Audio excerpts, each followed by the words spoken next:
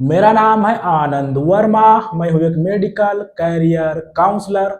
Medical counselling centre में आपका स्वागत है। बात कर लेते हैं एमसीसी का सेकेंड राउंड का एंड स्टेट के सेकेंड राउंड का शेड्यूल आ गया है।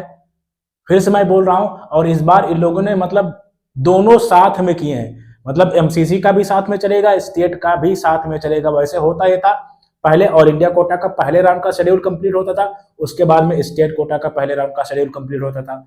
फिर दूसरे राउंड के एमसीसी का जो है शेड्यूल कंप्लीट होता था, देन उसके बाद में दूसरे राउंड का स्टेट का शेड्यूल कंप्लीट होता था। ऐसे चलती थी, यानी आपको 15 से 20 दिन दिए जाते थे आराम से चॉइस फिलिंग के लिए, रजिस्ट्रेशन के लिए। लेकिन सेकेंड राउंड में इन लोगों ने पैरेलल चलाया है। मतलब अब बहुत ज्यादा आपको ध्यान देना है, कोटा किस कोटा से आपको जाना है, यानी ऑल इंडिया कोटा से काउंसलिंग करानी है या स्टेट से करानी है, दोनों से करानी। बहुत ज्यादा भी चांसेस है आप रूल आउट हो जाओगे। और ये ड्रामा किया हुआ है सीट ब्लॉकिंग को रोकने के लिए।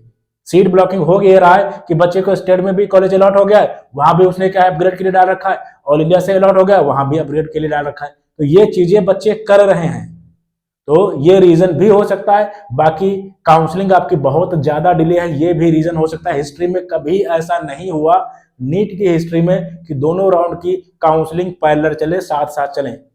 बहुत मतलब क्या ही बोलूं। अभी आपको बहुत ज्यादा ध्यान रखना है, आपको फ्लोट करने का, फ्री एग्जिट का, एंड आप रिजाइन बहुत सोच समझ के करना। रूल्स में बहुत ज्यादा फंसने के अब चांसेस हो गए हैं। शेड्यूल क्या है ये मैं आपको बता दे रहा हूं, शेड्यूल कैसे क्या है। अगर मैं शेड्यूल की बात करूं, स्टेट का शेड्यूल आपका 7 से 18 तारीख तक है, 7 सितंबर से 18 सितंबर तक। एंड एमसीसी का आपका जो है आपका 3 से 18, यानी 18 को दोनों कंप्लीट हो रहे हैं।